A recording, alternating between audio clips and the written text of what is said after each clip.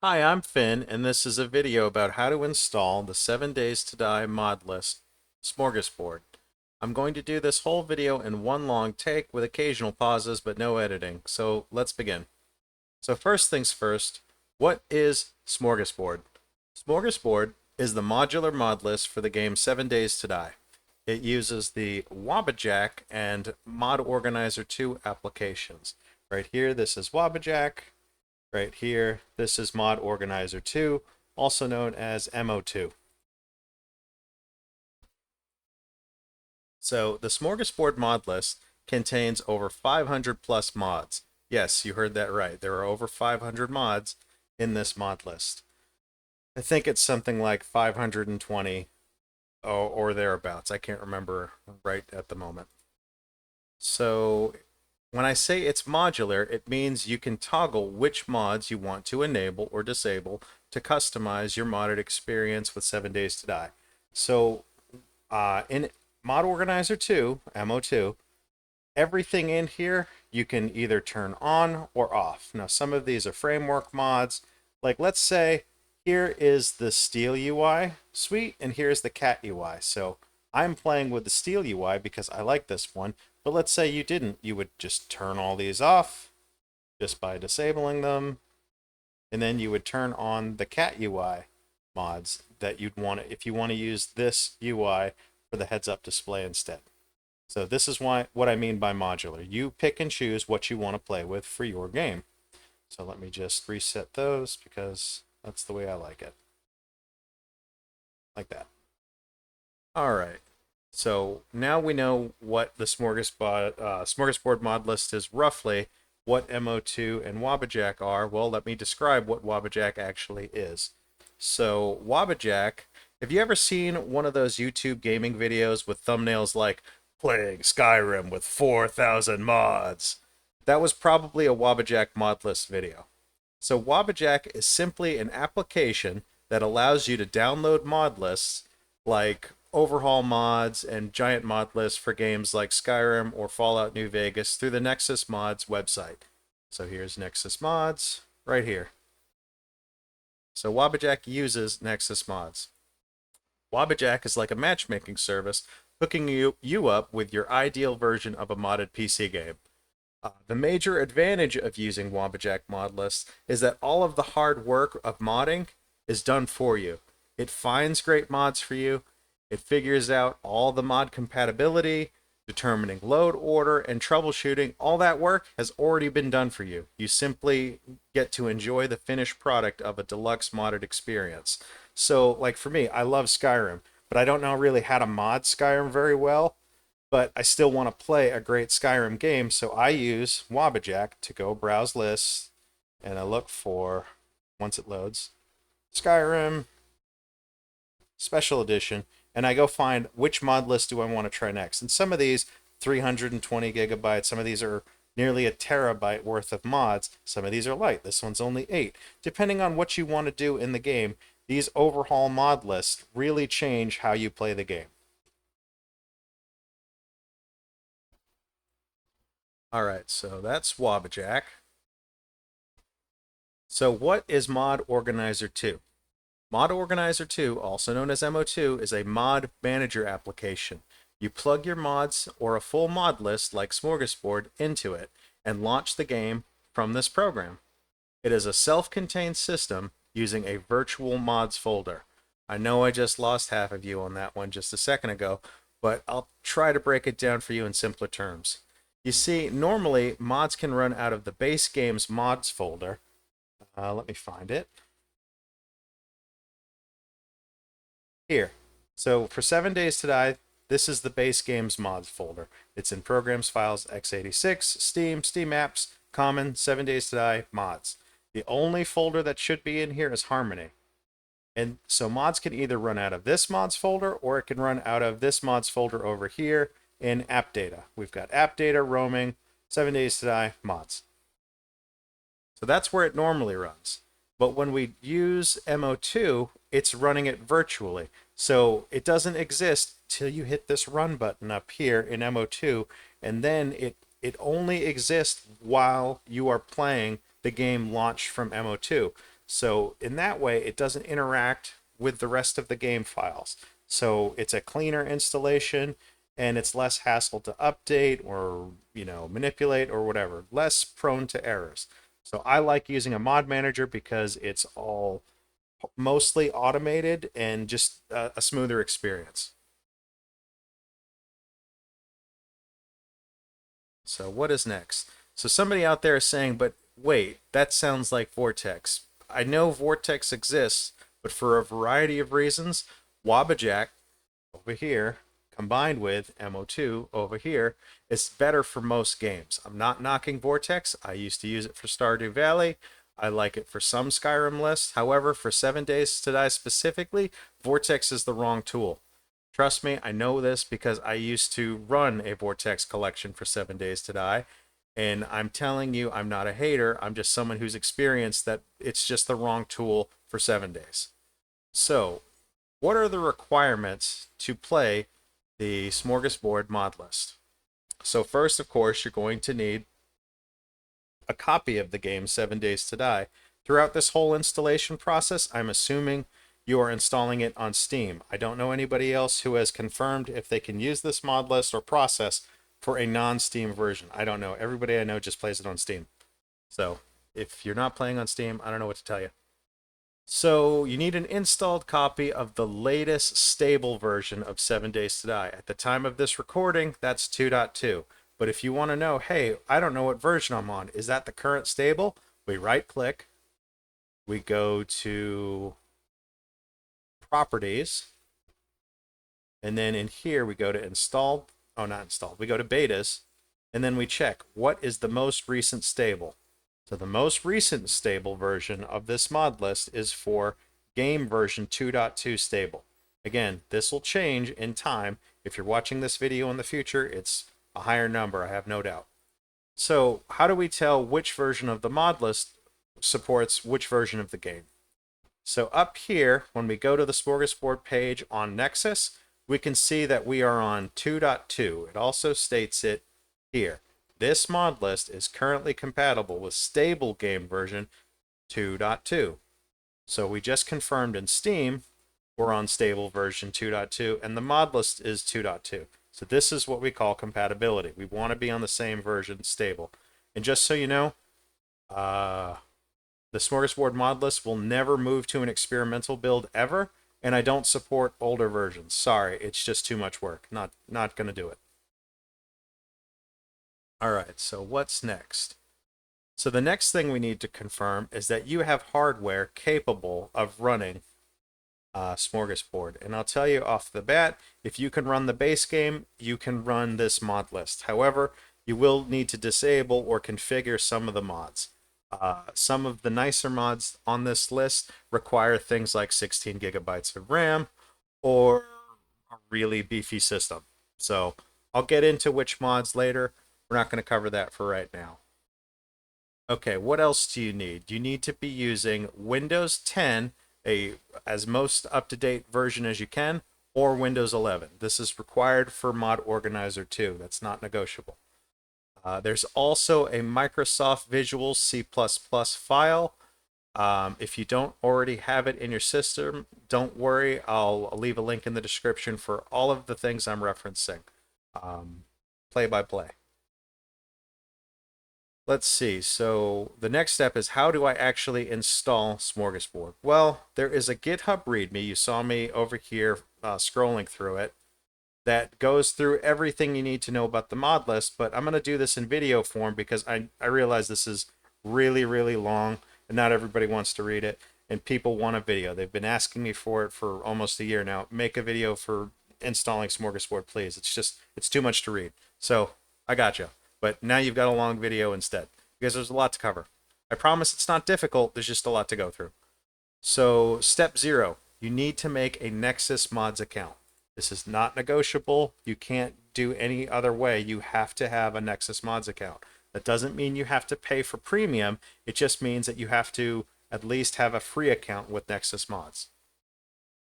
Again, I'll put the link in the description for registering your NexusMods account.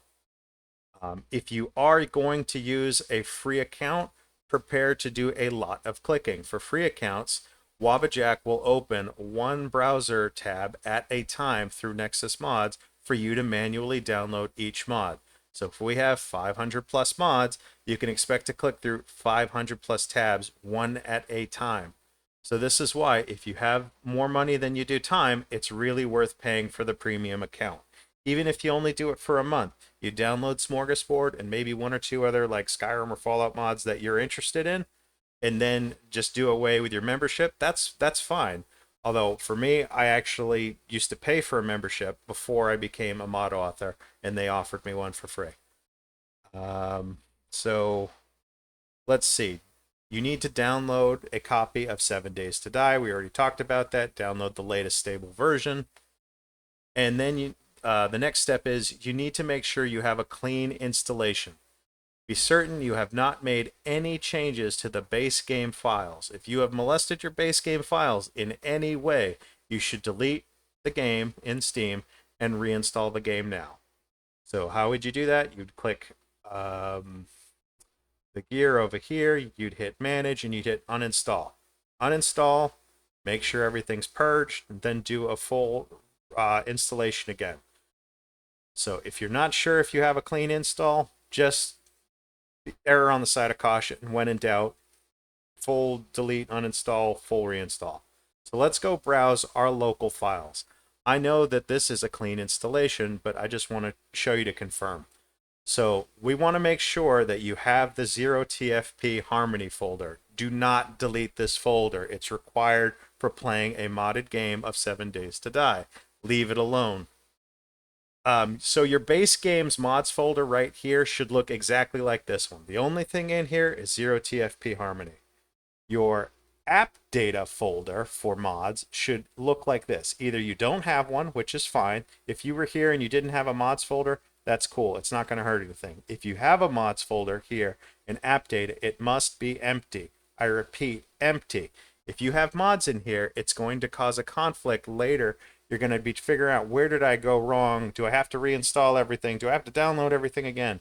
No, it's probably here. You probably skipped this step. So make sure there's no mods running out of either of these two folders. You don't want them here in the base games mods folders. You don't want them here running out of the app data folder. You got it? Good. All right, so where are we?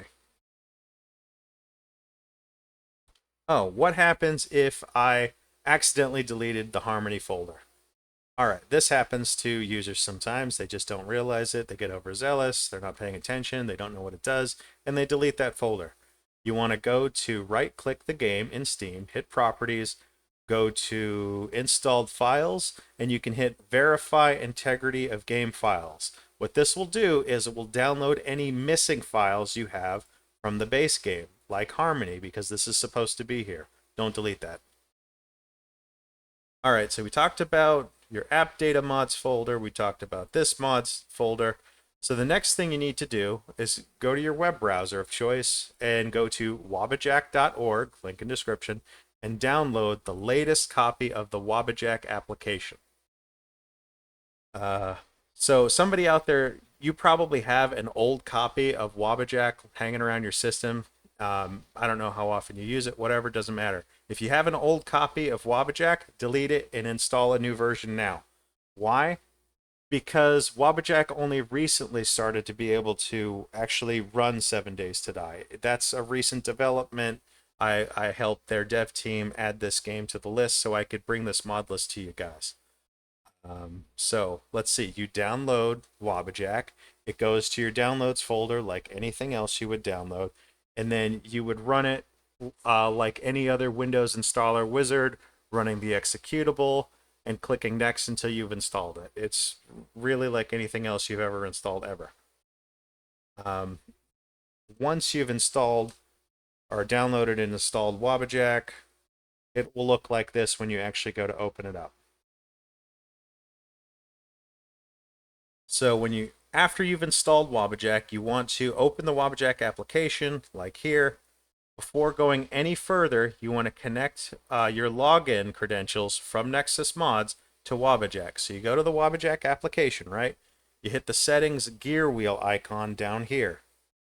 So click that, and then you want to provide your Nexus username, password, CAPTCHA, multi-factor authentication if you're using one, whatever, here. Before you do anything else, you have to connect your Nexus Mods account. So once you've connected it, it will say logged in once you're connected to Nexus. So at this point, we're going to just set Wabbajack aside for a moment and look at a couple other things we need to do to prepare for the download. So the next step is to create a mod list folder. Let's see, depending on where you want to do this.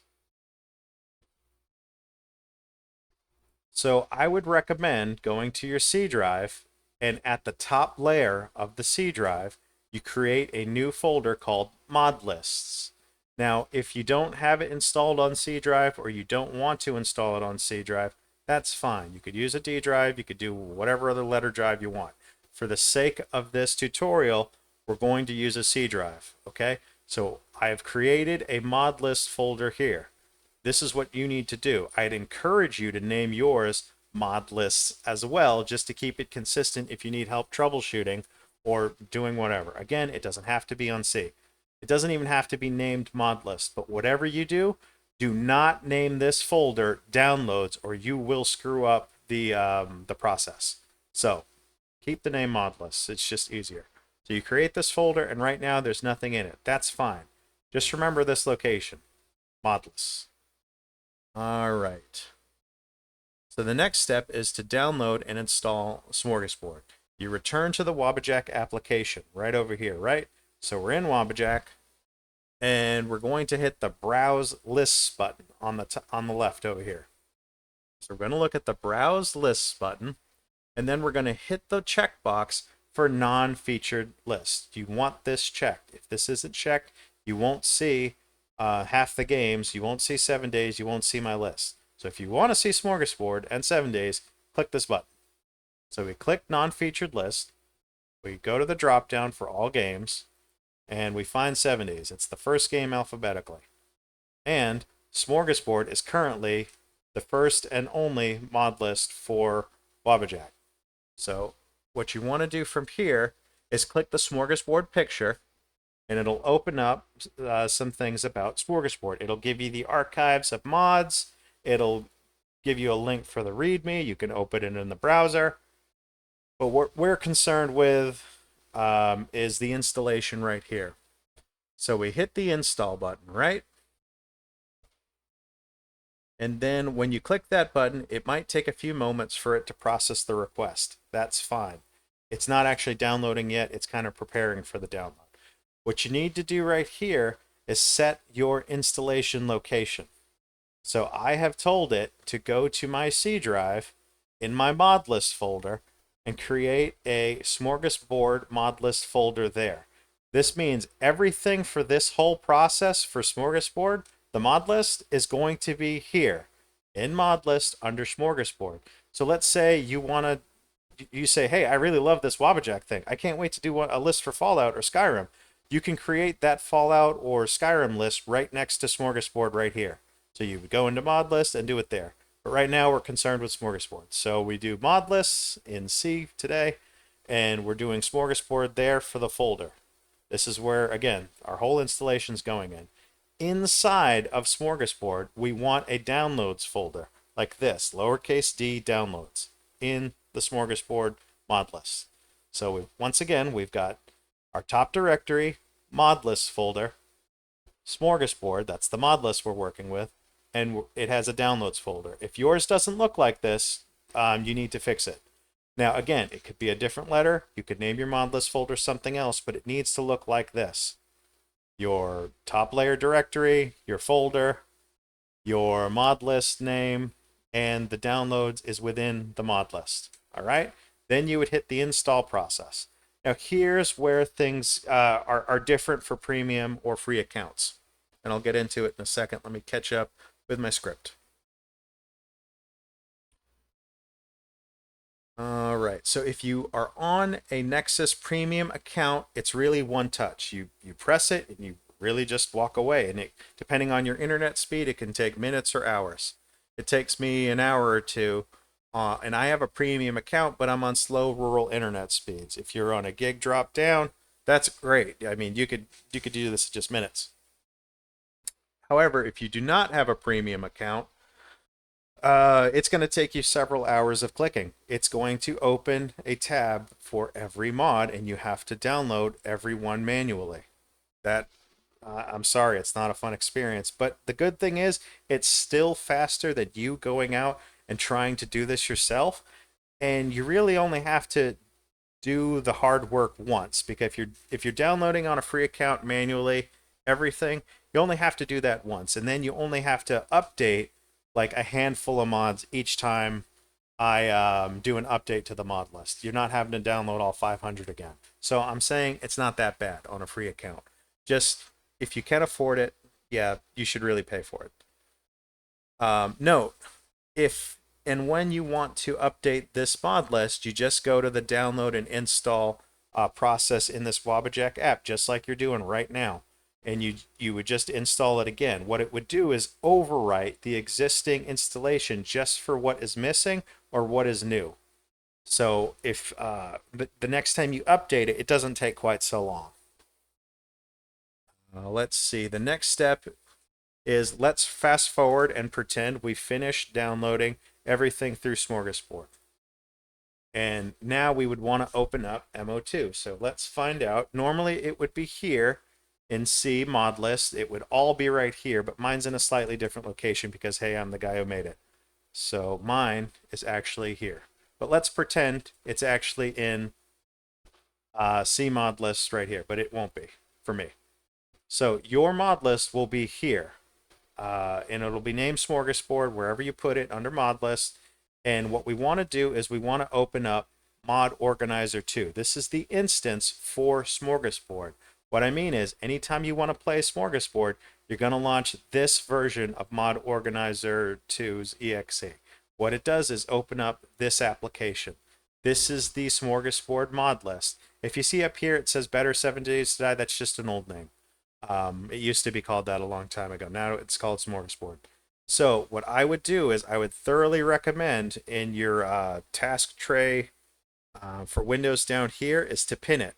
I have it pinned to my taskbar because I use this all the time.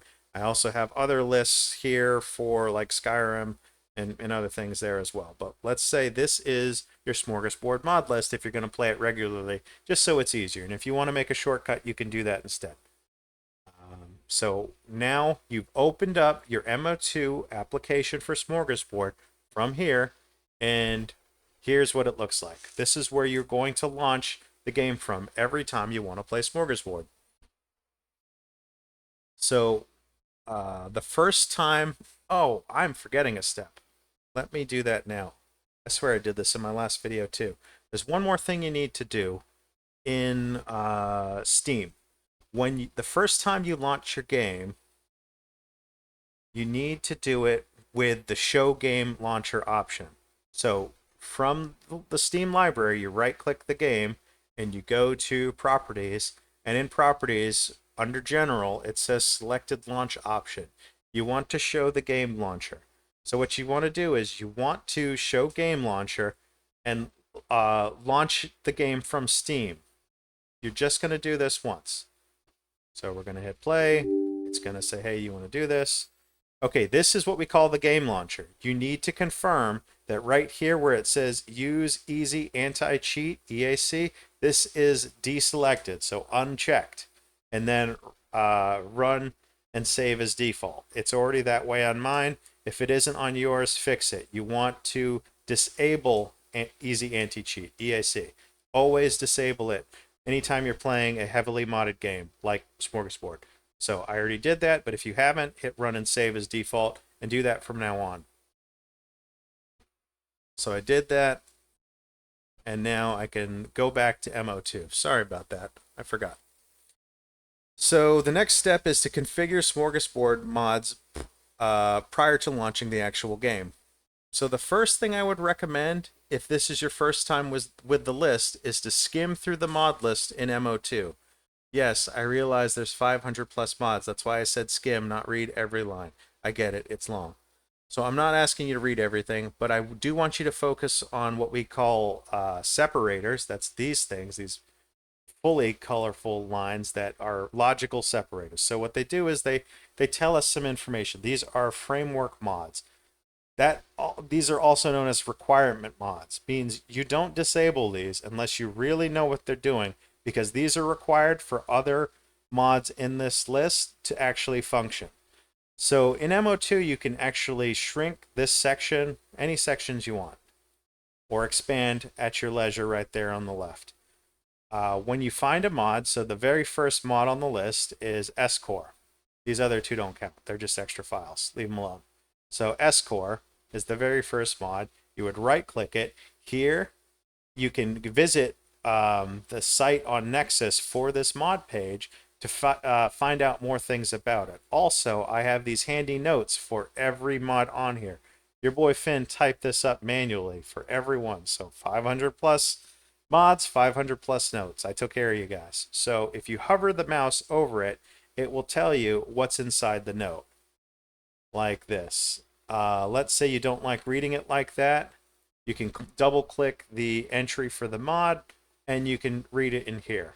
So this mod says, the note says, this mod is required for several mods. It adds fire spreads. If you don't like fire, you can disable it in the blocks.xml file. So that means if you right click this and hit Open Explorer, you can figure out this mod has a blocks.xml file in here, right here. So if there was something you wanted to edit, say, oh, I really hate fire spreads, I want to turn that off, you can turn it off in the mod. A lot of these mods are toggleable. I get that this is sort of advanced for some people and they don't want to do that. I'm just showing you there's options. So you can go in here, hit, let's see, fire management, I think it's called. Yep, fire management. You can disable these. So I would set these things that are true to false. And then all of a sudden, I don't have to worry about fire spreading. Although I think fire spreads is awesome. That's why it's enabled. But again, choose your own adventure. So again, framework mods are mods you should really leave alone unless you're an advanced modder who knows what you're doing. UI suites. So this is a user interface or HUD. So we've got cat and we've got steel UI as the two major options. Choose one or the other, not both. Don't mix and match. It doesn't work. We used to have A Giggle Fairy, but it stopped working in a recent update for our mod list. And then SMX doesn't work. I know I get asked about that all the time. But so right now you can either do cat or you can do steel UI or you can turn both off and you can just do vanilla. Although who wants to do that? That's awful. So there are other mods you can add to the UI like damage numbers. So this one says this mod is UI agnostic. When you shoot zombies, it displays damage numbers over their heads, similar to Borderlands. You can customize this in-game via the mod setting tab. So some people like this, some people don't. Enable or disable it as you like. Generally speaking, with mods, you really only want to enable or disable most mods when you start a new game. It's bad to try to disable or enable mods in a existing save. It could error out or cause you problems down the road. So what we always call best practice is to only enable and disable when you start a new game. So we talked about framework, we talked about the UI. Let's talk about survival, sleep, water, weather, biome progression. These things can make the game harder or easier depending on how you want to play. So the Better Storms biome progression mod, this is from Furious Ramsey and Jawoodle. That is a really great mod for biome progression. We've got IZ Pre-Built's Immersive Survival. This is his new water mod. I really like it. We've got other mods in here. Some of these you should keep disabled if you're playing with these others, but it's your choice. Play the game how you like. That's my motto. Play however you want. I like more of a challenge and survival, but I still like some fun mods that add cool things to play with. Other people like Power Fantasy Munchkin games. That's on them.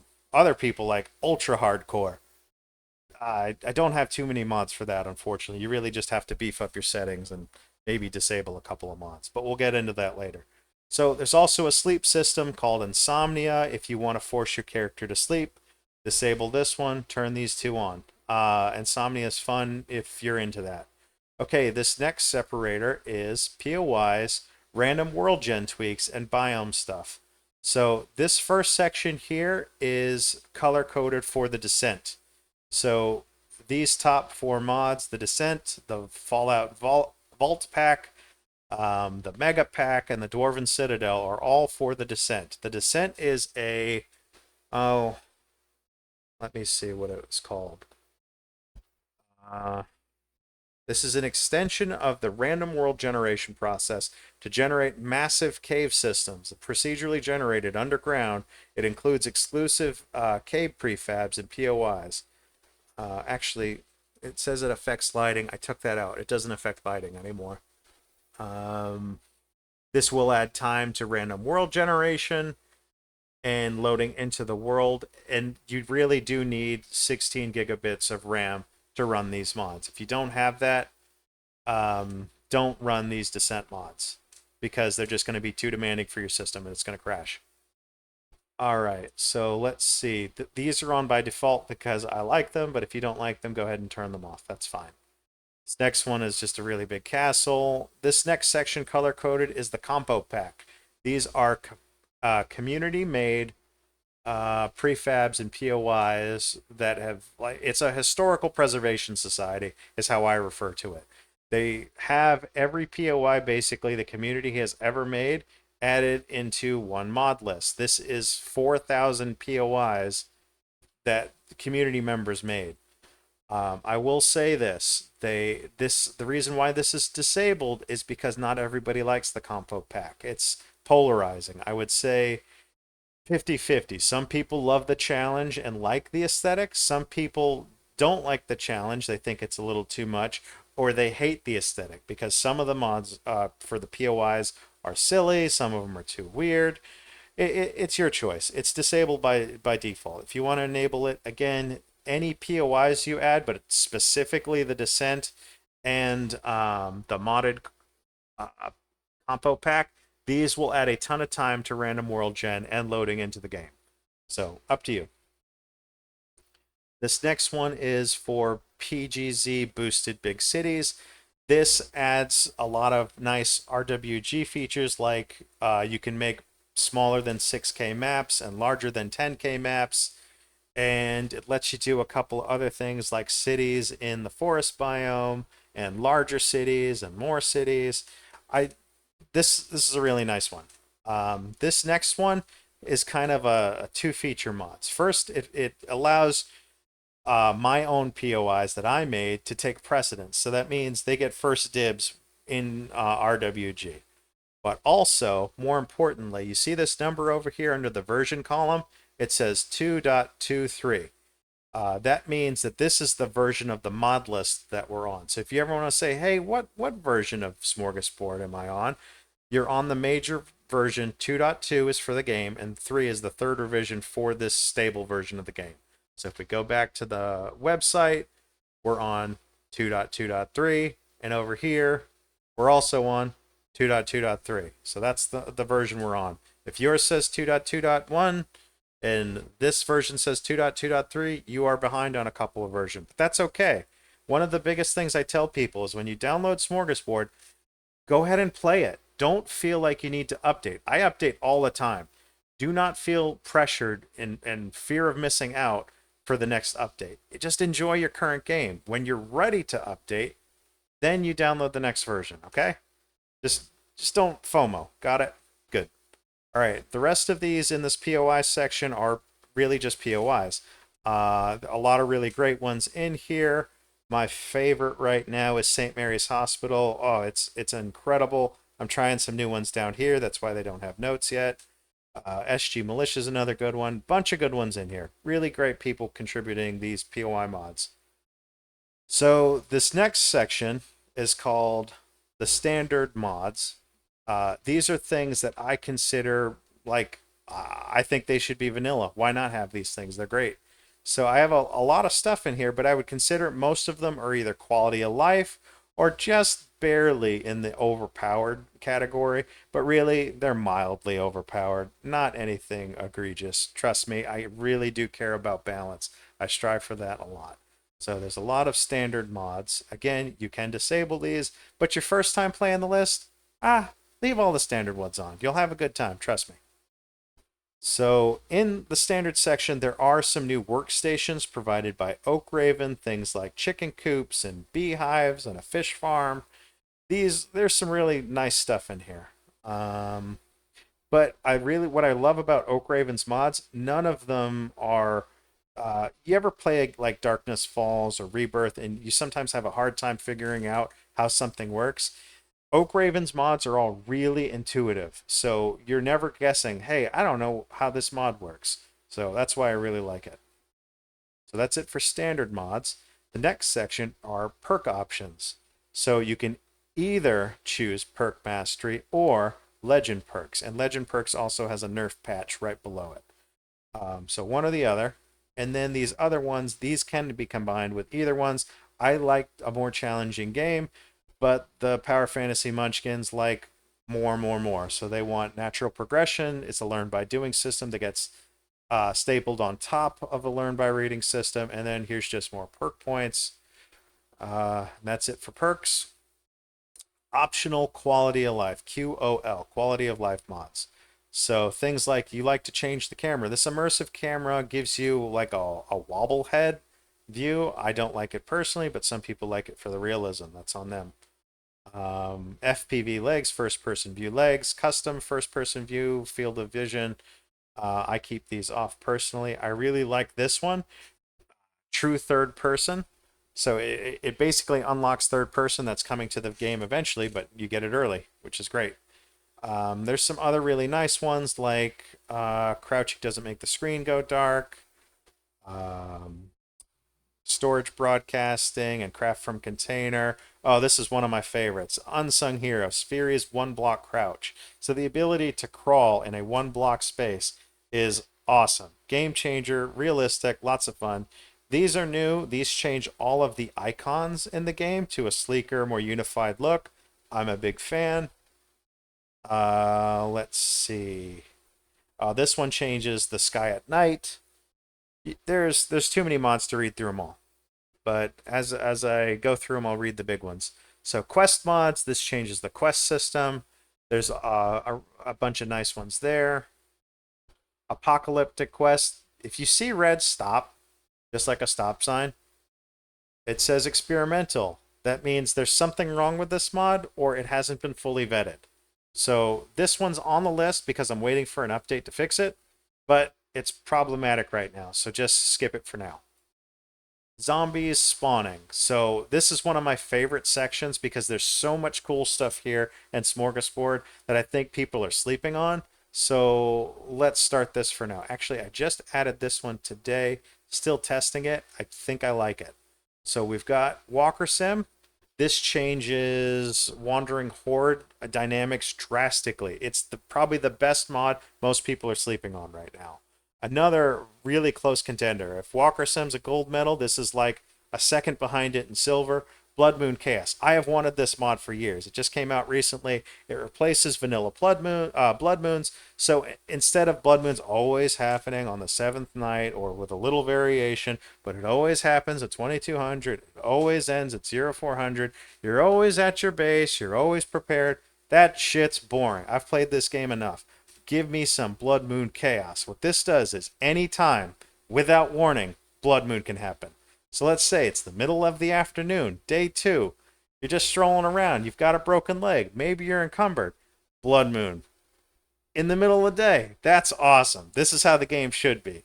Now, you could be a weenie and turn these off if you want. That's fine. But I'm telling you, try it once. This is how the game's meant to be played. With WalkerSim and Blood Moon Chaos. Alright, so random zombie speed. I just added that one today. So zombies could move at any speed and you don't know until they get right up on top of you. So that's exciting. Let's see. The mean ones, zombies can't dig because I hate digging zombies. If you want to live underground like a mole, go ahead. Why not? Do whatever you want. So disable glitchy zombies animation. I hate their spinjitzu move, so it turns that off. A better knockdown animation because the vanilla one's kind of silly. Path smoothing. Zombies move better to get to the player. Now to some of the really nice ones. Guppy Zombies adds a ton of zombie variants into the game. Brand new zombies you've never seen before outside of this mod, and most of them are really cool. Hunlights, this one just balances Guppy Zombie, so it gives it a little gentle nerf, which it kind of needed. Here we have Little Red Sonia. If you haven't heard of her, she's one of our largest contributors. We love her mods. She's really good to our community. So she is great for Smorgasbord. So Little Red Sonia's Fancy Zombies. This one just adds a bunch of reskins for the vanilla zombies, so they're wearing new clothes. This zombie pack adds a bunch of new zombies like Michael Myers and Jason and the Mummy and the It Clown, Pennywise. KHC Music Zombies.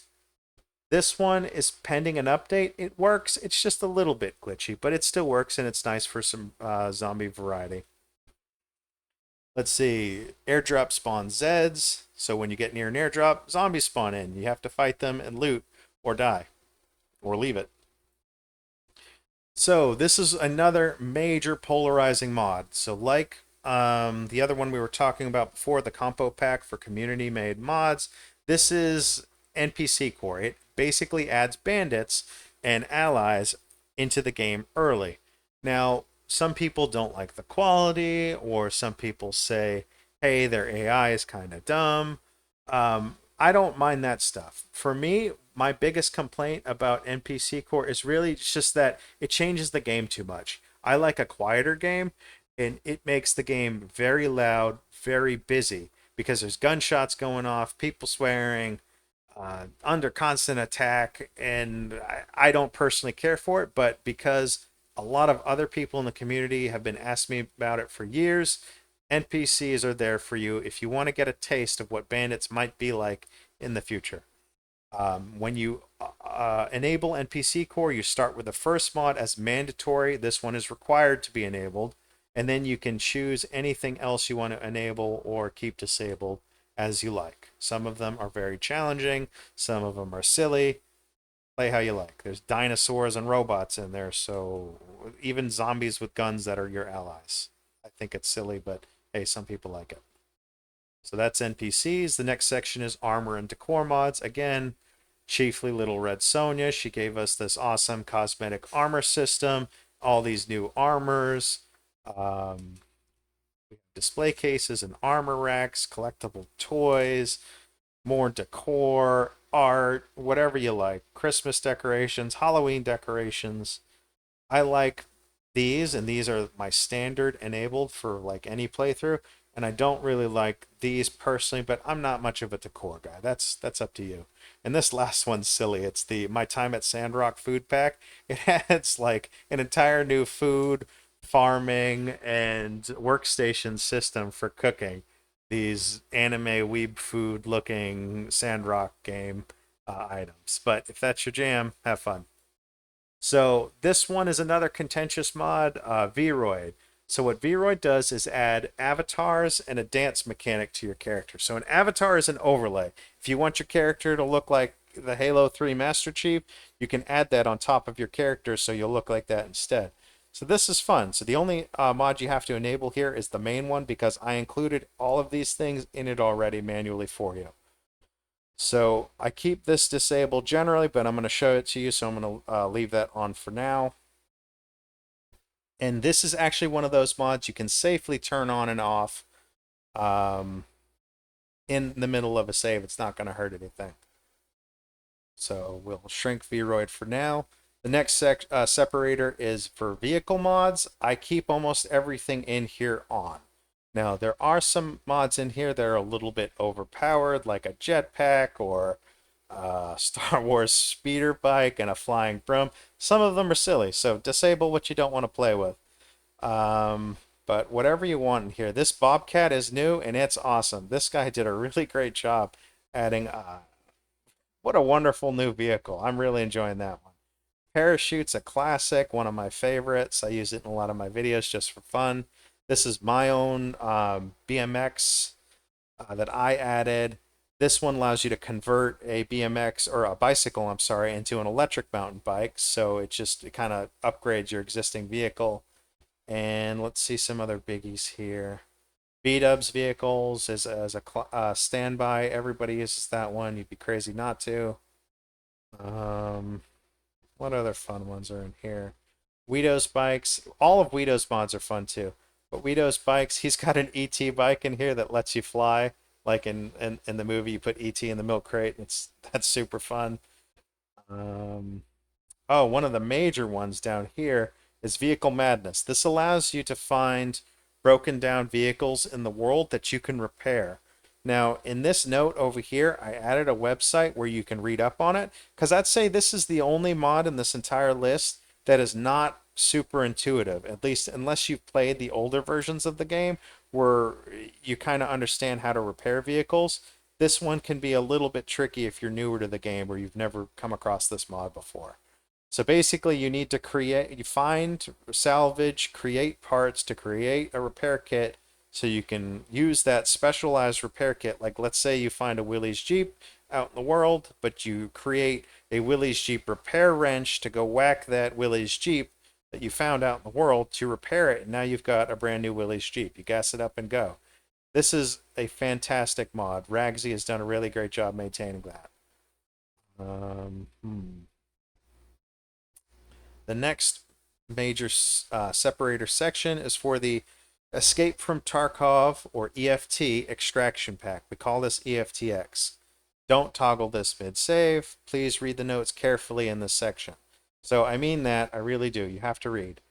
EFTX core, this is required. EFTX hard, required. These are both required. Then you have to choose one of these. Either you want, these are progression mods. Do you want a standard progression or a slow progression? I hate the slow progression version myself, so that's why I enabled standard, but choose your own adventure.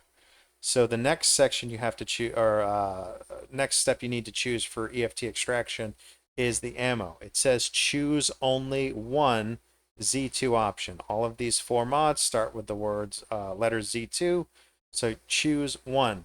I chose the ammo pack for vanilla only. That means the EFT guns from Escape from Tarkov will only shoot vanilla TFP 7 days ammo. That's it. Now, if you like the other options, you basically turn this one off and only turn one of the other ones on. So some people like the Z2 EFTX both ammo, so that means EFTX guns will shoot vanilla ammo or the special EFT ammo. Other people like only the EFT ammo. If you're a Milsim purist, this is the one you want to go with. That means your special guns will only shoot the ammo it actually shoots in real life. If you're like super realistic gun nut, that's what you want to choose. I'm not. I think vanilla is just fine for convenience. Some of these other mods are additions. You can add all of them or some of them or none of them. So this is a 12 slot mod. Basically, any EFT gun will have up to 12 mod slots in it. That to me is too OP, but you play how you like. The next one is a meds section. This adds the injectables and other medical items from EFT. I don't use it personally, but it's there for you if you want it. Again, they have a food section. The animations for this were awesome and they were out before TFP finally brought it into vanilla. So thank goodness they did. But if you like the Russian themed food items from Tarkov, here you go. Turn that on if you like. This one is no guns. This one's no vanilla ammo. Stop and engage your brain to turn these on or keep them disabled. Don't just turn things on in this section willy-nilly. You really got to read. So the next mod I like to turn on here is Armored Zs. This means in the world you will find armored zombies. That means you either need to shoot them in their unarmored portions or you need to use armor-piercing bullets to kill them. Because if you shoot armor with regular bullets, it's not going to do any damage in this mod with that turned on. This is a recoil adjustment mod. I like it personally. You choose it for yourself. This EFT Vanilla Supplies overhaul, this is actually a standalone mod by itself. It's just lumped in here because proximity to EFT. This basically overhauls the vanilla food system. So it changes icons, it changes the actual look and animations and sounds and other things. I think this guy did a fantastic job. I just am not a big fan of the Russian themed and the new themed items, but it's there for you if you want to use it. I prefer what I got over here with these icon replacements, and I actually like the new vanilla models and new vanilla animations for eating overall. There's one really nice thing I like about this one. This one uses a spoon to eat out of a can instead of jabbing your face with a can like some kind of dirty animal. So this is one nice thing about that mod, absolutely. So moving to the next section, these are optional overpowered mods. When I use the abbreviation OP, overpowered is what I'm talking about. So here we've got, again, the Izzy weapons is the big one here, and then it has a couple of patches for it. Any mod in this section that I enabled is what I personally, by my own opinion, think is not too overpowered. I generally think that these are fun and mostly balanced, and if they're a little bit too overpowered, you just have to compensate by doing things like playing at a lower loot percentage, playing at a lower experience percentage, playing at a higher difficulty, playing at faster zombie speeds. Challenge yourself in other ways so you can have fun with these. Trust me, you'll have a good time. Now, any mod in this overpowered section that I didn't enable, so these are disabled mods, either I don't personally like them or I think they're overpowered, like too overpowered. I'll show you one. Oh, this one. This. Oh wait, let me move that back. This Nugs laser sword. It's a lightsaber mod. These are too powerful. Like you can one or two shot the hardest enemies in the game at any difficulty. That's ridiculous. But some munchkins like their power fantasy, so it's there for them to do what they like. Another big one. This one's kind of fun. Chain mining. It's vein mining from Minecraft, where you hit one ore type, like let's say you hit and eat up one iron ore node with your pickaxe. It will basically eat up every touching iron ore node that it's connected to in the same hit. So it's kind of cool. But again, I kind of waver going back and forth on this one. I personally like the grind, but everyone's different. Some people don't want to waste their time mining digital metal. I get it. Let's see. So that's the optional overpowered section. Next, we'll move to the optional performance graphics and environmental options. So some of these are hardware specific, so pay attention. Torch you can't run on a potato. This super resolution, I mean, it's not going to hurt it if you're running it on a potato, but it's really made for higher end systems. It's just, but you know, whatever. You can leave it enabled. It's not going to hurt you. So you have to have a graphic card that can support DLS or FSR. No blurry textures. Urban Decay. This one's nice. It does have a small hit on performance, but we're talking 2 or 3 FPS most of the time, and it really makes the city come to life. I love this mod, and this next one, it patches this one just to patch out the swirling fog that not everybody likes. Brighter Wasteland, it just makes the wasteland less dreary and miserable.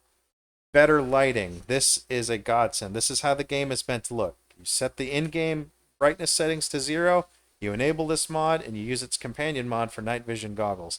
These are awesome. This is how the game is meant to look. Play it like this once. If you don't like it, okay, yeah, disable it and enable one of the other lighting mods or play with your brightness settings or whatever you like. This next one right here, it says extremely resource intensive. This is Better Biomes, one of the most beautiful mods I've ever seen. The author, Michael P. Logue, did a fantastic job about it. The only thing is, it can eat up 30 FPS right off the top of your game.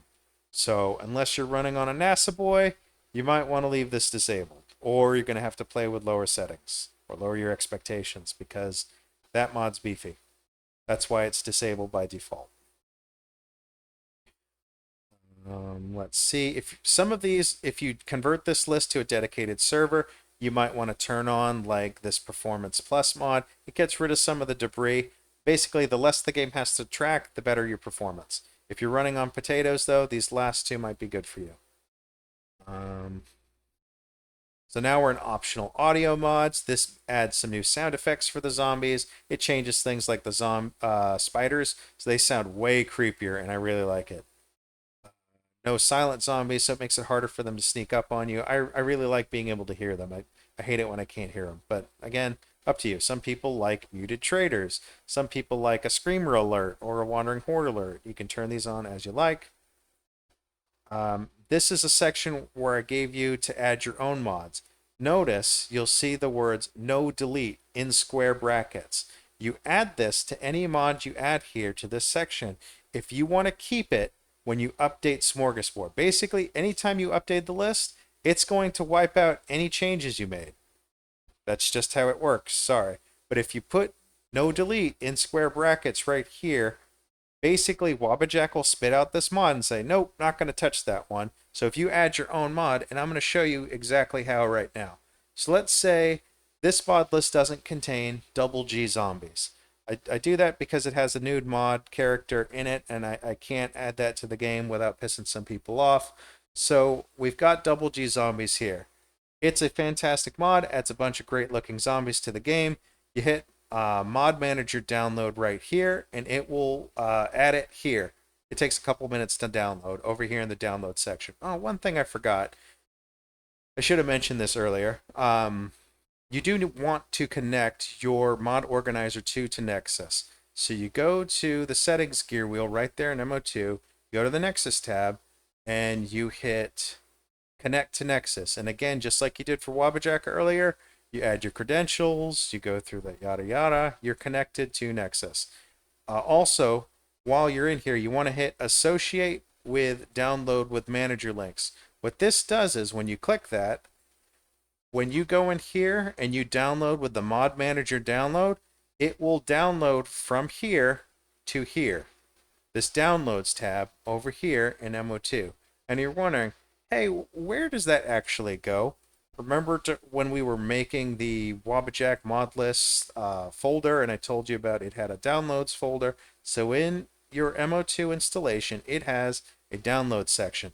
So this double G's is right here. If I look for it right here, there it is. It creates two files, the zip file we just downloaded and a meta that just allows this to work in MO2. So it's there in the download section. So once it's downloaded and you want to add it to your MO2 instance, you would add double G over here to this section where you may choose to add compatible mods. It's the double G Zombies 2 mod. We hit OK. It unpacks it. It adds it. Bam. You just hit the enable button right there to put the checkbox next to it. It's there. Now, what did I say? You need to put no delete in front of it if you want it to stay. So what you do is you grab this no delete like that right there. You click this, you wait once, click it again, wait, and it will allow you to change that. Or you can right click and hit rename. So you put open square bracket, capital N, no space, capital D, delete, close square bracket like this. Then you have the mod name. Now, when you go to update the Smorgasbord mod list to the next update version, it won't kick out this mod and you won't have to download it again. You say, hey, what happened on my double G zombies? I wanted to play with it. Well, it's there.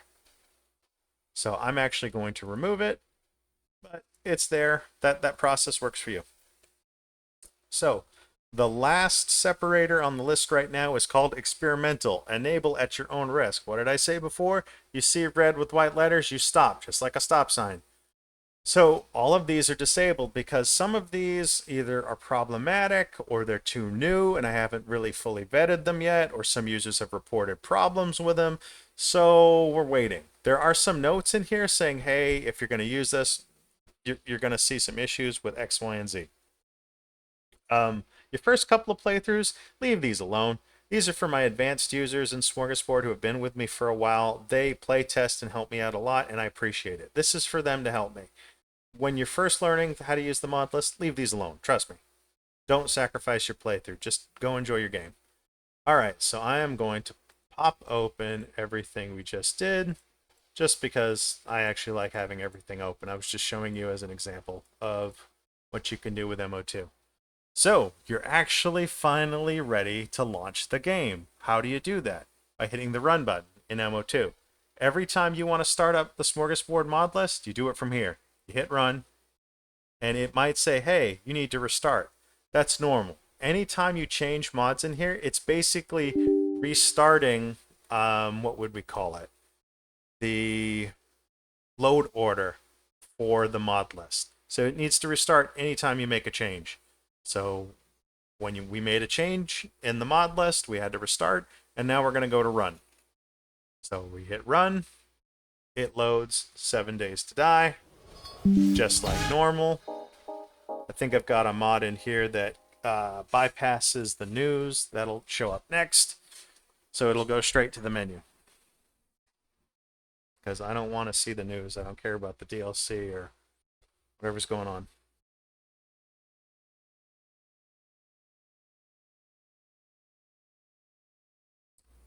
So the next section we'll look at once it loads is things like settings and then how to perform an advanced random world generation.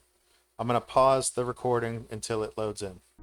Now, one of the questions I get asked a lot is, does Smorgasbord add time to loading? And yes, it does. Loading into the game, doing random world generation, and yeah, a few other things. It does make your game run a little bit slower initially, but it's mostly in loading screens, not so much in game, as long as you have a computer that can handle the mod you're playing with. So we're going to go to options, we're going to go to video, and the major thing I'm telling you to do is brightness to 0. Anything else in here, my generic rule of thumb is, unless you have a system that can handle ultra, just change the major setting from ultra or ultra plus down to high. Most people can play this game on high without issue. I like ultra and ultra plus. That's me. My system can handle it. And I know what mods I can play with it at that level. Your experience may differ. So dynamic mesh, I turn this off. UI, do what you like there. Quality, do what you like there. Again, I have a write-up on this if you want to see it. I'll try to remember the link on that one. I play with DLS because my system uses it. I like DLA because I think it looks better. So that's it. Oh, one of these audio things, a lot of people don't realize this. There's a profanity filter. You tired of Trader Rex swearing at you?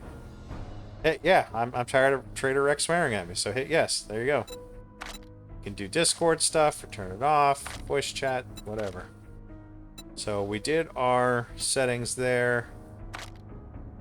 General settings. Now we'll go back and we'll go to a new game.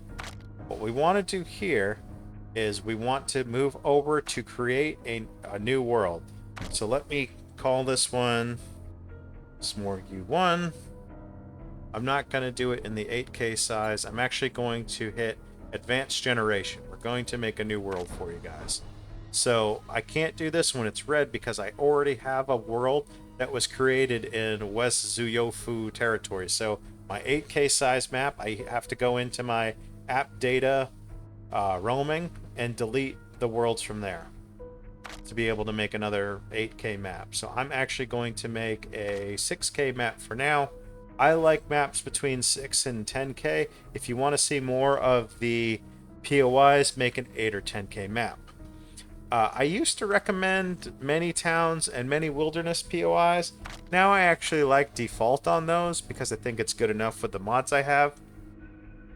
And I actually think a 6K map is fine unless you really want to see every new POI. And then, yeah, go ahead and do an 8 or 10. I turn rivers off because they only have one stamp and they just turn it and it looks stupid. I hate craters and cracks because they're just inconvenient for driving. And lakes are okay, so I set them to a few. I personally like plains maxed out, hills dialed down a little, and mountains dialed down to just barely there. This is how I like it. You choose your own adventure. Do not play with the terrain offset unless you know what you're doing. You can damage your random world generation. There's nothing like spending several minutes and then screwing it up. Let's see. I like my map to look balanced with a center forest. You can choose whatever you like. I actually like less burnt forest. I think it's a shitty looking biome. I'm not a big fan of the wasteland either, and I don't spend a lot of time in either of those two biomes. I like the snow a lot. I like the desert a bit. This is a good looking map. This is how I make mine. Again, if you want to make it 6 to 10 is ideal. If you make smaller than 4K, which you can, it's going to mess up whether you can find a trader or not. This is why I don't recommend 4K or smaller. I really think 5K is barely doing it. 6K is better. Just 6 to 10 is best. Now, on the opposite end of the spectrum, you can make 16K maps by tweaking the mod. I don't recommend it for most people. A, because you're never going to explore the whole map. B, because it takes too long to generate a new world and too long to RWG into a new world. So you can do it. I'll try to make some kind of write-up on how. I just don't recommend it. So 6 to 10 is the sweet spot. Keep it there. So we've got it 6K. We've got the settings that we want to see. We're going to generate the world, and I'm going to hit pause until it's done. Okay. Hey, back just for a minute. Right now on the screen, you see it says cave tunneling, 20%. When you play with the descent, it's digging out caves literally under the world to populate. Just like it does roads on the surface world, it does caves under the world, and it connects POIs and different tunnels together. So that's just what's going on right now in this step. This adds time to random world gen and adds time to the loading of the game. Also, while I'm here, I forgot, in MO2, first off, don't unlock this while the game's running. I'm a trained professional.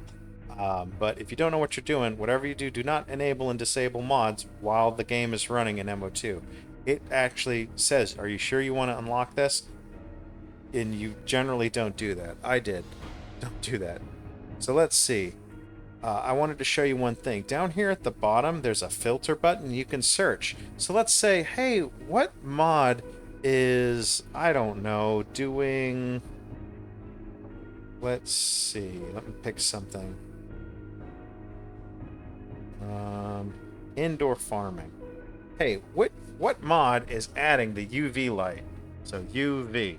And if I have it listed either in the title of the mod name or in the notes, like indoor farming right here, says adds grow lights so you can grow plants indoors underneath that sweet UV light.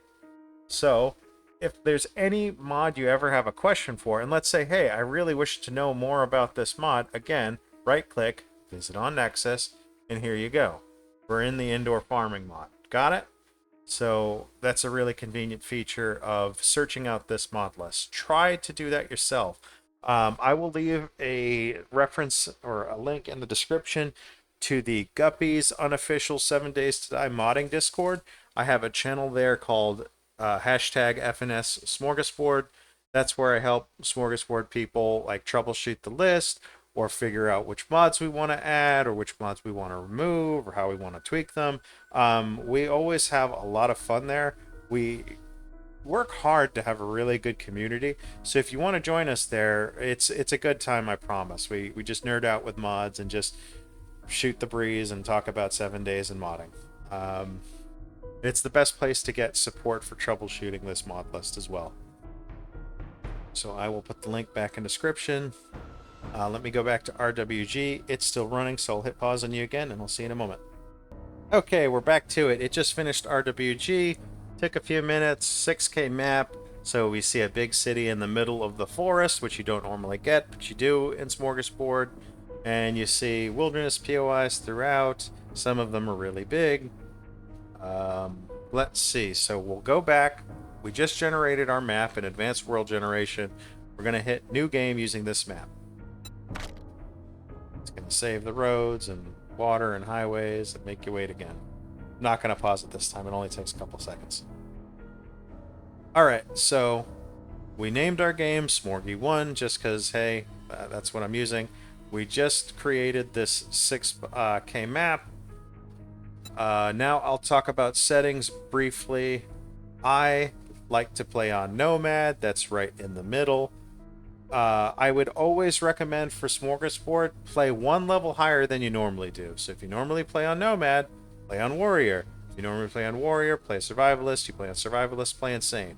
If you're already one of those people on Insane, I don't know what to tell you. Like, you're crazy. Good for you. So, I think that the XP multiplier of 75% is the sweet spot for this list. I kind of like 24-hour cycle being 120 minutes lately. That's been more fun for me, but set whatever you want. I like 64 enemies. I think any less is why even bother. I turn off Blood Moon entirely because I let the Blood Moon Chaos mod dictate Blood Moons, and I don't have standard Blood Moon set. Again, I personally like airdrops to every 3 days, but I was testing stuff. That's why my settings were a little funky. You can turn them off, do whatever you want. Storm frequency, I like biome progression on because we're playing with that Furious Ramsey Jawoodle mod, so it's really great.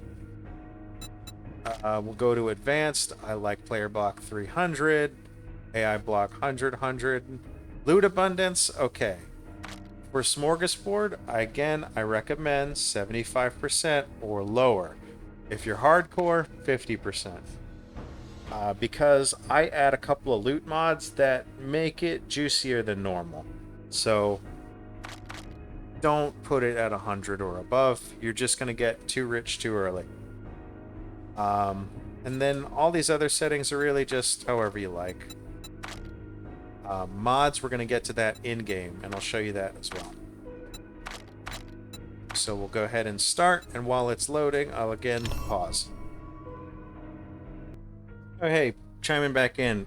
You see this right here? This is called the console on the top. I forgot to point this out. So to get here, you're inside the 7 Days to Die screen. You press the F1 key, right? This opens the console, and it also closes the console. So we want to open the console just so I can show you a few things. This right now is loading your load order. It's loading all your mods. If you see yellow, it's warnings. They're usually okay. If you see red, it can be concerning, but we do have a handful of what I call benign errors. Yes, they're errors, but they're not game-breaking errors. Trust me, I've played this mod list for hundreds of hours and not have any catastrophic failures. These yellow warnings, again, can point to a couple of issues sometimes, but most of these are benign. So, but this is good to know how to get into this screen for two reasons. One, while the game is loading in, you can see if there's any issues. Like if you just see a wall of endless red text, something's wrong. You just need to exit out of the game. But before you do, I would recommend looking up here on the top right where I'm circling. This is called the Open Logs folder. This tells you where your logs are.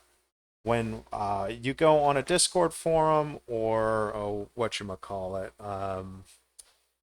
NexusMods, and people are saying something like, hey, post your logs. If you want help, I need logs. Well, here they are. You open the logs folder, and they're here.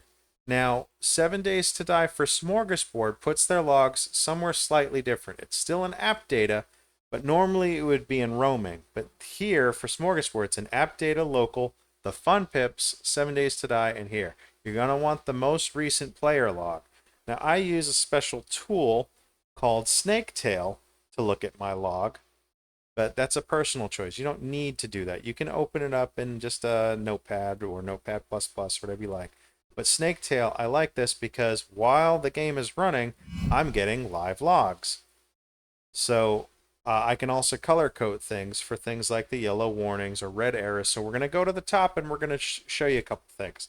Now, when I look at a log, I look for things like, hey, are they running the correct version of the game? 2.2 right now. Hey, did they disable EAC? Yes, no. If they didn't, I'm going to call you out on it. Say, hey, dummy, we talked about this. I gave you signs. Why'd you do that? The next one is going to be, hey, do they have Harmony installed? Because, again, I'm checking for this stuff. Because if you don't have any of these things correct, you're probably screwing up. So this is your list of mods. They're running without issue. Everything's installing and running just fine. We'll look for the first yellow, and I'll talk you through a couple of examples of it's not the end of the world if you see a warning or even an error sometimes.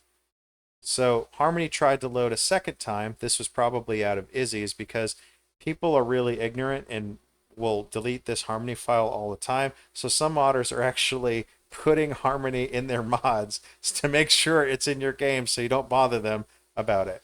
But if it tries to load twice, it's not going to hurt anything. You see, it says mod with same name, TFP Harmony already loaded. Ignoring. That's fine. Scrolling down, more mods loading. I'm going to kind of do this a little faster so you don't get bored. These are all, like this one's saying could not load this prefab. So there's something wrong with this POI specifically that it didn't want to load it in the game. Which, that's fine. It's not the end of the world. Again, this looks concerning. It really isn't. It's telling you a couple of mods, POIs didn't load. Not a big deal. So we're going to keep going till we find the next one. Keep going. Keep going. Oh, some red. Oh no, red, right? Error. This one is a benign and it's a known error. This one happens when I try to load both Descent and my what did I call it? My new I've got a new mod that allows you to create a bag of gore as like a bait bag, and then there's also a baited mine. But when that mod loads with the Descent, it's basically two things trying to do the same mod at the same time. But it doesn't hurt anything. You can load it without the Descent and you won't see this error. If you load my mod with the Descent, you will see this error, but again, it doesn't do anything. It's benign. Leave it alone, it's fine. Let's see, the rest of these are fine. Small stuff. KHC Zombies just needs an update. It's still working okay.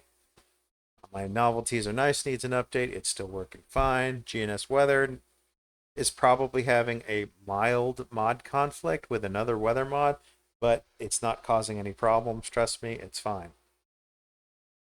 And that's it for preloading into the game. So I'm going to put this to the side for now. I'm going to close out of the console, and then I'm going to spawn into the game. But I'm going to actually bring Snaketail back so we can just take a look at this while it's entering into the game. It's doing a couple of more warnings. Nothing to be concerned with. All right, no game-breaking errors to load in. That's always good. So we're going to shrink this Snaketail down and actually go into the game and show you a couple of mods, because that's the point. All right, so right now, remember, I have 0 brightness, and that mod we talked about for lighting. That is one of Z-Bark's mods, that Ziggurat. Again, some people don't like to see silly stuff in their game, and they say, hey, I don't want to see that mod. I don't mind. I think it's fun, but choose whatever you like. So I'm going to turn on the creative menu. Again, I do that by going into the console with the F1 button on the keyboard. I hit CM, that opens up, and hit enter, hit the creative menu open. And now I'm going to put the debug menu on, DM. So I just turned on creative menu and debug menu. Debug menu is good because let's say you get stuck somewhere like under the world in a POI, or you can't figure something out, you can hit the Q key and you put on God mode, and now you can fly around to get yourself out of a situation. So I told you I've got the third person mod, so this is the third person mod on. And I also told you I had VRoid on. So how to open up VRoid if you're playing with it is you go into the avatar menu, and here you can choose whichever one you want. I would try not to click around too much in the screen, or too quickly, because it does cause mild errors and slow your game down. So I'm going to be the Master Chief right now, because hey, why not? It's fun. Most VRoid characters, yes, are anime girlies. That's the majority of them. If you don't like that sort of thing, I don't know what to tell you. I don't put any like really trashy mods in here, I promise. There's nothing nude. But there are, you know, bikini girls in here, of course, because that's what people like to see. So again, back to Master Chief, and I will get out of this menu. And here I am, Master Chief. Now, I will say one thing going on with the VRoid right now is that if you aim down scope with some of the new Izzy weapons, things get weird in VRoid. But hopefully we'll fix this in time. So I'm going to pick a bunch of random Izzy guns just for fun. Not even looking, just grab and go. If you see a golden star... Oh, he must have removed the golden star. Anyways, some of these tier 4 weapons, like the Scar H, and... Where's the Tommy gun? Well, anyways, like the Scar H are considered tier 4 weapons. And even some of the tier 3...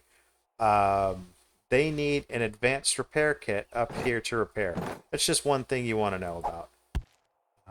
Let's see. Let's give me some armor. Some other things I can show you about. So like I said, Sonya has her own armor sets in this game. I'm going to put on the Hitman suit. It doesn't matter when you're wearing... the avatar for VRoid, though. It's only going to actually work in-game for statistics and stuff when you get hit. But if you want to actually turn off VRoid again, you can just reset the avatar. It turns it off. And here's me looking like this guy. Now, if you want to see the wardrobe system cast that Sonya made, hit the B key again. And how do we get in there? You hit the wardrobe button. It says cosmetics. So I might be wearing the Hitman suit, but let's say I wanted to make my guy look goofy. I could give myself a... Oh, I've been liking this one lately. This helmet, hit apply cosmetic to apply that helmet, and then you can go to each armor piece and apply one piece cosmetically at a time. So again, statistically, I have the Hitman suit. But visually, I'm going to wear a mix and match because, you know, that's what I like.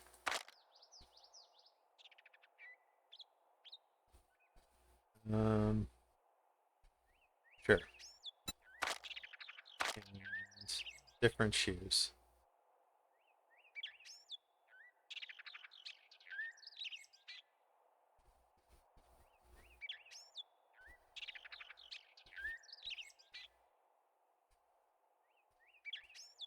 I like the motor gang boots. I like these tank boots even more. Yeah, that's what we're going to look like for now. So again, when we look at that wardrobe feature in the character screen, cosmetically I look like this. Statistically, I am wearing the Hitman suit, which conveys its own armor bonuses for full set bonus, increased damage with pistols and revolvers. Okay, so when you aim down scope in third person, it switches to first person for ADS, and then it can switch back. That's an optional mod. That's just how I like it. If you're shooting from the hip, it'll look like this. You zoom in for ADS, it'll look like that. Again, I did tell you that when you switch to VRoid, it will look differently. So if I put a VRoid avatar on, and then here it looks fine, but here it looks stupid. And again, it looks stupid because some of the mods we're working with for VRoid aren't working quite well for ADS for third person. So it's still a work in progress. Just be aware of that. But I don't think that's the way it is for EFTX weapons. Let me just see. Oh, I just got to type gun and then grab an EFTX gun.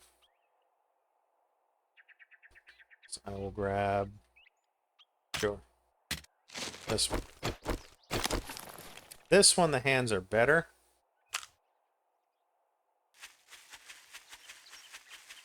And again, we can go over the icons. One of the things you start with This is a starter kit that you just start with some of the normal crap you normally would in the game, just to make it a little easier when you start. So you can just get these chores done with the, so you can just get to the game faster.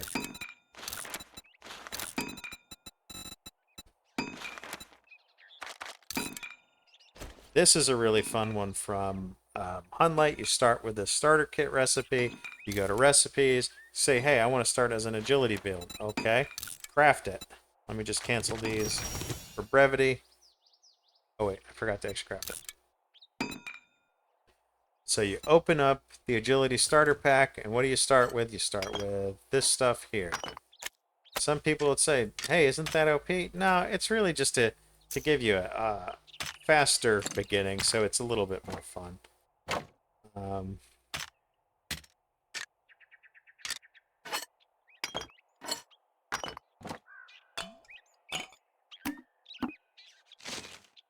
Alright, so where were we? Guess we'll walk and talk and discover mods along the way.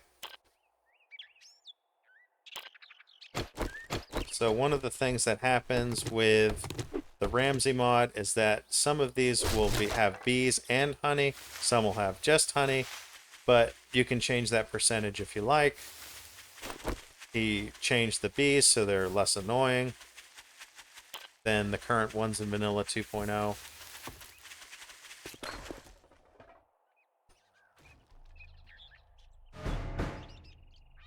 Oh, this is one of the traders from MP Log. Not everybody likes his traders. Up to you if you play with them. I like his POIs, so I put up with the traders. Great, here you go. Don't spend it all. I got just, well, good. Go do your basic buried supply quest. One of the mods you'll see here is that the buried supply chest itself has better loot in it, because the starter loot they give you for this quest is really crappy. You see the underworld cave system? That's the descent. We'll explore that a little bit later. This is a guppy zombie.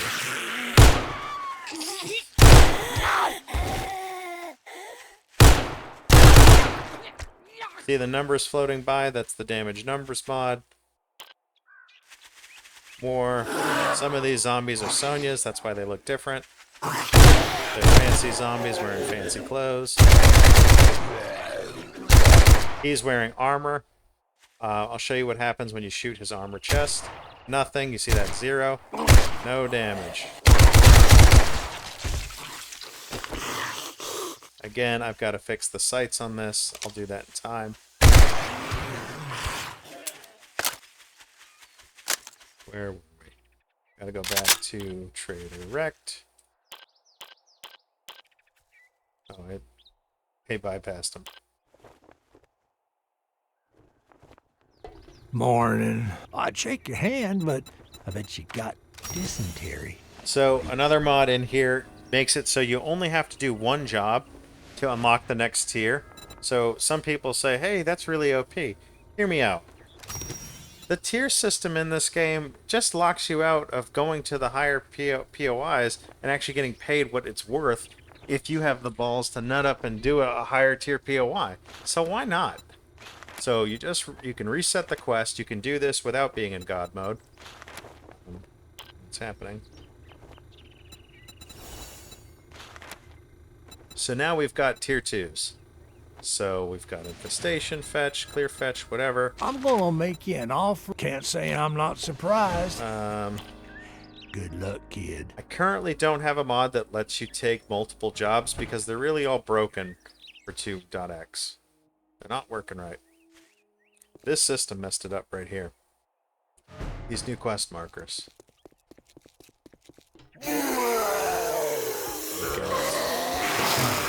Fetch.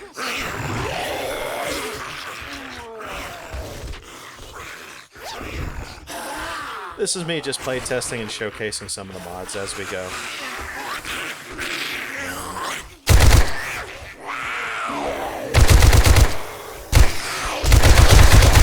So a lot of these are Guppy and Sonya zombies. There's her Michael Myers.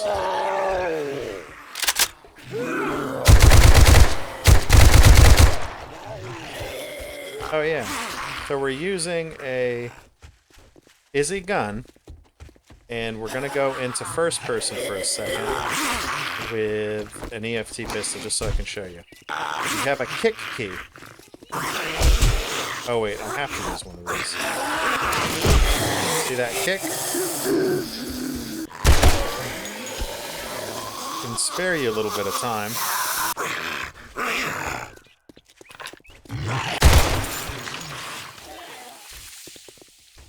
Alright. Let me... Oops, I accidentally hit the escape key. Let me go back to the creative menu, give myself a helmet light.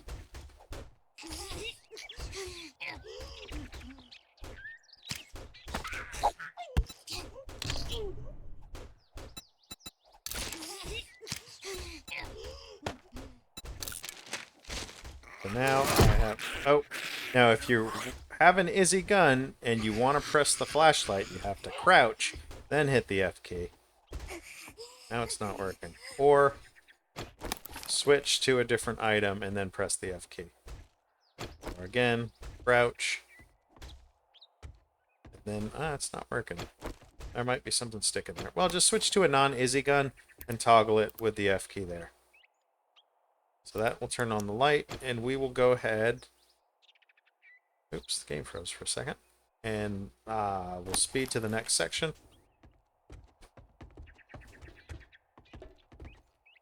I'll advance a couple hours for for night, so we can see what the game looks like at night. So you'll see a different skybox than you normally would. And TMO, the mean one, did a really good job here. And again, I love the lighting.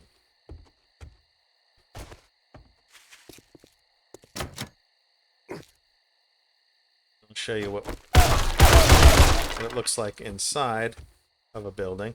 And I'll turn off, oops, my light, so you can just see. I really like the way this looks at night.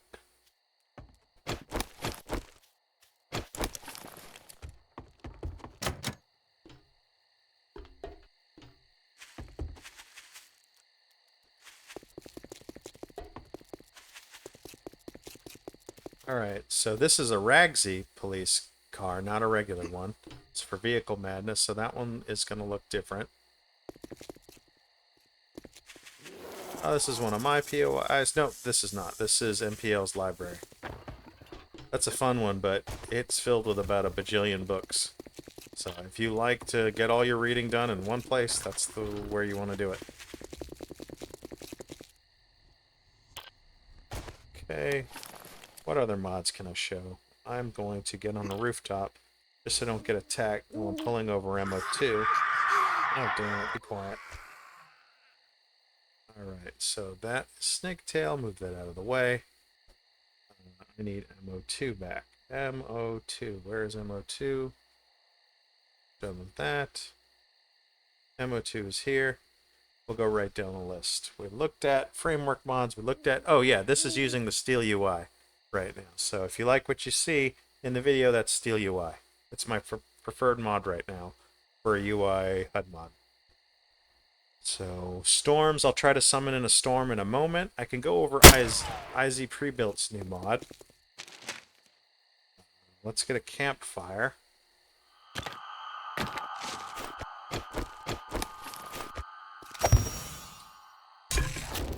And we'll put some wood in there.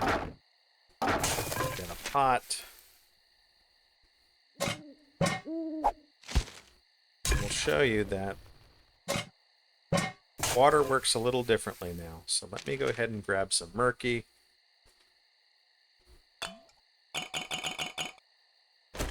We've got murky water. What can we do with this murky water and a pot with wood at the campfire? We can turn murky water into disinfected water. So right now murky water does 10 hydration, but -5 hit points and 15% stamina regen with a 12% dysentery. Not something you really want to drink if it's actually going to hurt you. So you go into it, you add, you turn your, I'm sorry, which water is this? We turn murky water into disinfected water. There's like 3 stages of water right now. You've got murky, you've got disinfected. I'm going to go to the creative just to pull one out, show you what it looks like. This is disinfected. We've got murky, disinfected, clean, and then pure mineral. Which mineral water looks like that. So you turn murky into just disinfected water at the campfire, or you can also do this at the chemistry station, I think more efficiently. And then you need a filter to turn disinfected water into clean water, which again, it goes from water giving you 10 hydration and no damage, no dysentery, no health, to water giving you 20%, or I'm sorry, 20 hydration, 15% stamina. So this is actually clean water. So it makes the game harder. So you need to be able to make a filter. You make a filter by searching here for filter. You can make a makeshift filter, or you can also find chemical cleaners that can also help you out. Makeshift cleaner. Makeshift water filter. So I'm going to pretend we just made that, because you can make that in your backpack. And we're going to look for filter. We're going to find this one. And we're also going to find this one just for now while we're working. So we're going to take disinfected water, add it there, and say, how do we make clean water? We can turn clean water using a makeshift water filter. Where do we do this from? We might actually have to do that at a workstation.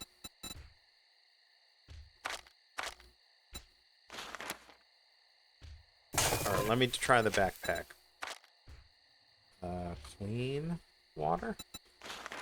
Oh, here we go. So if we have a makeshift water filter and we have disinfected water, we can turn it into clean water by crafting it from the backpack. Takes a long time. And you have to use your water filter, which makes sense. So water is supposed to be harder to get. Also, you say, hey, what about the dew collector? Well, it's going to be a lot slower until you get it. You need to get 30 of the Forge Ahead books to be able to craft it now. And you've got the water filters gone entirely. You can only get the gatherer and whatever these things are called. I can't remember. Let me search for dew. I added a mod that lets you craft the gatherer and the tarp because I like being able to craft them. So they're there. It's not easy. You'll probably buy them or get them in a quest. So let's see. We talked about water. The next one there is, what is it? I think you have to craft a water filter system. What's it called? It is this thing. Water filtration station, and the advanced endgame one is a water purifier station. These are 2 workstations that give you clean water more efficiently and better. So his whole mod, IZ Prebuilt's mod, is for getting more water, but it's harder to get, more realistic, more fun if you like kind of a gritty survival aspect to water, which I kind of do. Make the game a survival game, it's more fun. Let's see, some other mods we could go over. Oh, let's summon in a storm, see what happens. So let's go to weather, storm, 1, forest. We'll see what happens. We might be too early game. Yeah, we still have the newbie code on. That fatty is going to get annoying. Let me kill him.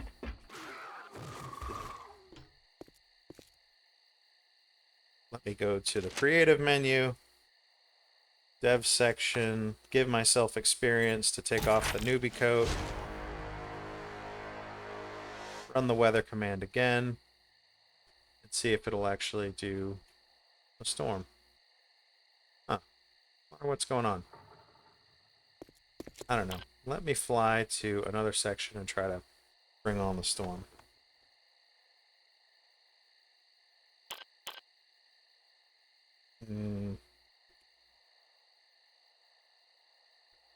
advance the day until the morning.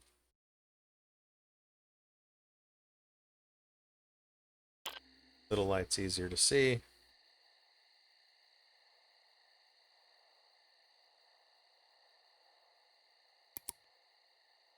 Let's fly around. This weather's going to kill me. Let's do weather, fog 0. Clear this up. Okay, you're not normally supposed to see this far. So what section do we want to go to? Let's go to, what's over here? Still forest? Still forest? Oh, let's see what's over this way. Wasteland, okay. Alright. Oh yeah, I don't have the gear for that, so I'm going to go ahead and award myself that. Biome. Give myself that badge just for the sake of nice visuals. Let me bring in the storm. Oops, wrong biome. Land. There we go. Nice.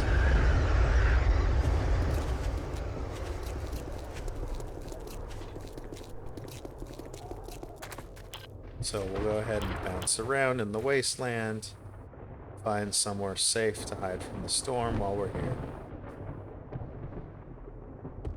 Trader Joel. Good morning. What can we get you today? Okay, let's, while we're at it, look at the other mods, go back to MO2. So we covered better storms, we covered IZ pre-builds, water, those are big ones. Oh, let's go to the descent for a little bit. So we're just gonna sink till we find some cool POI. What's this? Underground POIs. I want to try to find... Oh, you know what? I'll just teleport. So when you have God mode on, you can go to Open POI Teleporter, then you can just plug in what you want. So let's look for one of mine. I think the Winchester has a door to the descent. So, yep, this one has a way down to the descent, but it's blocked off. So, that's not fun. Let's see if there's anything else nearby. I just wanted to show you the descent because it's cool. Oh, here we go. This is another one of mine. So this is called Sinking Suspicion. Just a little silly. But in here is a way into the descent.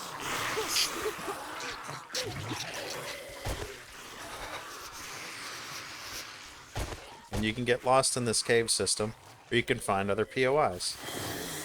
So you can follow caves all the way around. So that's the descent. Kind of different, kind of fun. Alright, let's look at something else in MO2. We saw descent. I'm not going to cover the standards. I'm just going to try to cover some big mods that are fun. Oh, perk mastery. So actually, this is new to the list. You have an extra tab here called perk mastery. You can add extra perks here. I haven't confirmed the balance on these yet. I don't know how overpowered these are, so still a work in progress. Again, you can roll your middle mouse button to scroll up and down on the pages on these perk pages. EFTX adds its own perks for finding their books if you want to spend points there. Oh, speaking of which, I have... Oh, kill him real quick. I have a research station that you can add, that you can convert other books into. Research notes to make your own books. And schematics. And magazines. So you want to get those forger heads, you convert other books and research papers and paper into that. Let's see what else we have. Get back to Mods. Let's see, we saw third person, we saw VRoid, quest mods. We saw zombie spawning. I was hoping to see a Blood Moon Chaos randomly spawn in the middle of the day. I'll try to advance it 1 hour at a time to see if we can cause that to happen. I know I can summon it too with a command. Let me look that up. How do I do that?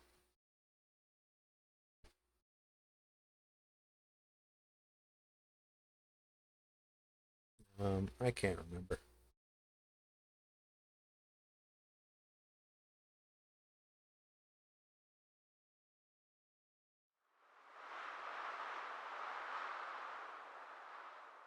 Well, I can't see it right now. Oh, Blood Moon Start. Let's try that.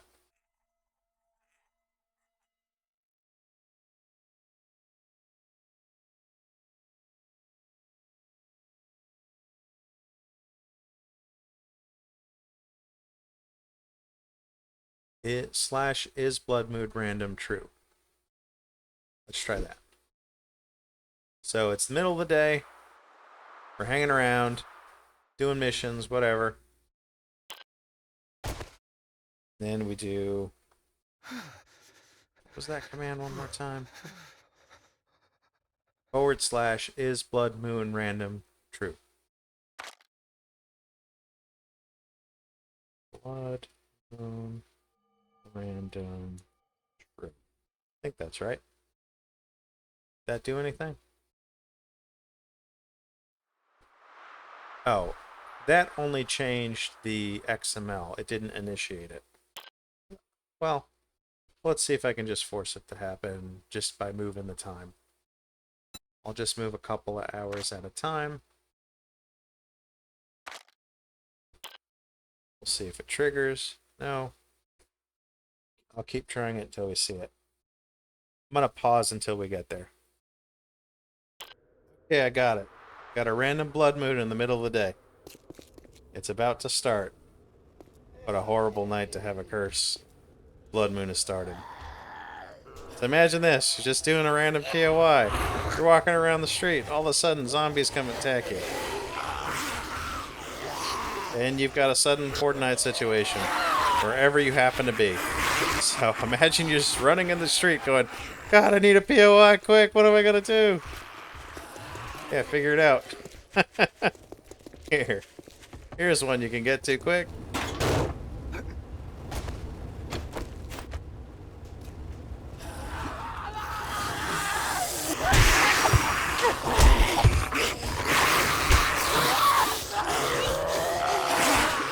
Really, just get onto a dumpster quickly, get up high, and, you know, try to survive.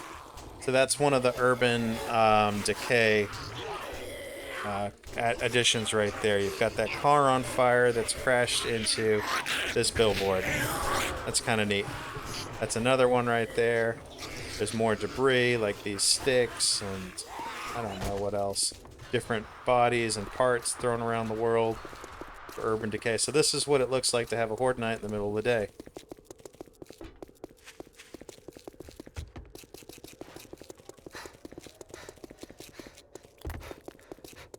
So again, the Blood Moon Chaos Horde Night does turn off, what's it called? The WalkerSim mod.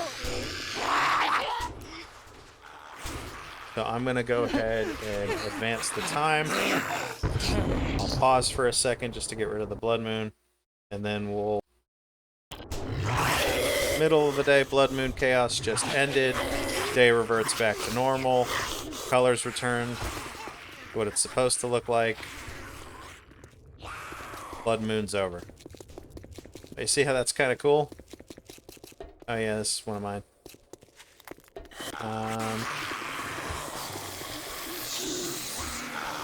Let's see, what else can I show you? So, I wanted to show you WalkerSim. So, there's more zombies around. But also, if you fire guns in certain areas, you will get more. You will attract them. So basically, what WalkerSim does is pull zombies away from everywhere else in the world, but only spawns them in where it thinks you're going next. So if you're heading this way, it's going to say, hey, spawn the potential zombies we forecasted for this region at this time of day here. So it's much more organic about what's loading in.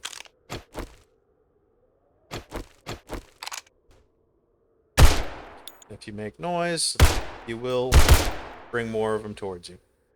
Although I turned off their supersonic hearing in that XML file for WalkerSim because it's a little too much. I also turned down how many zombies spawn because if you set it too high, it's unpleasant. I'm trying to think if there's anything else major that you guys might want to see. Let me see. Oh, this is a repairable box truck. Great. Oh, that's great. Where are they coming from? Alright, so let me find the repair kit for this. So basically, what you need to do is go to your crafting menu and look for a box truck repair kit. So we want to repair this hostess box truck, right? So it says we need a foot pump, VM battery for vehicle madness, ratchet set, hot wire kit, etc. So let's pretend we have all these things and we have a workbench. So I'm going to go into the dev menu and craft one for the hostess. Restoration tool.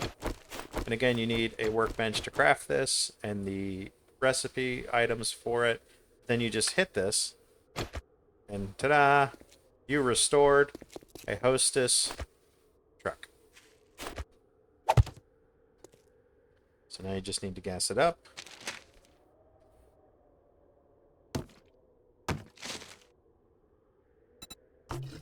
And drive around.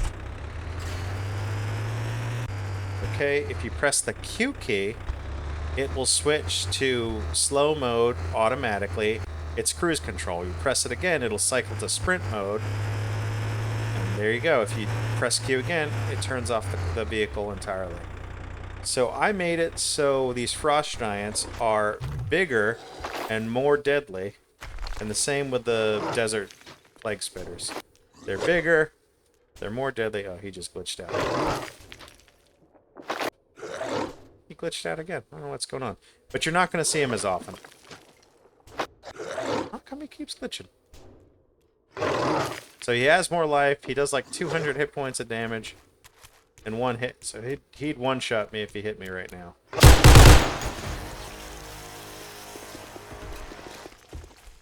Another armored bro. Can't do damage to his armor.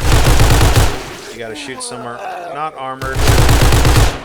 Or change to armor-piercing rounds.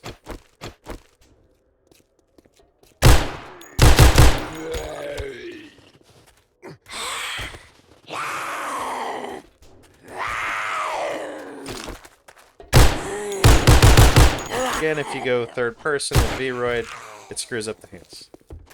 So if you just stay in first person, well, now it's just goofing up, period. I'll fix that eventually. Alright, so what else can I show you in MO2 in the mod list?